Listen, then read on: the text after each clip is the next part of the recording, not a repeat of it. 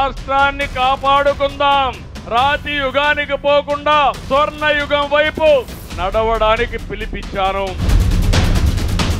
అదే రా కదిలిరా 20వ జిల్లా.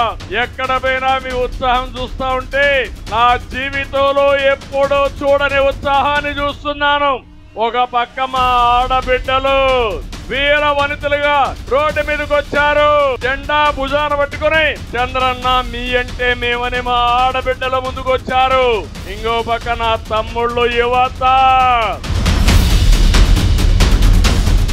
ఎక్కడ చూసినా యువతే కనపడుస్తున్నారు నాకు.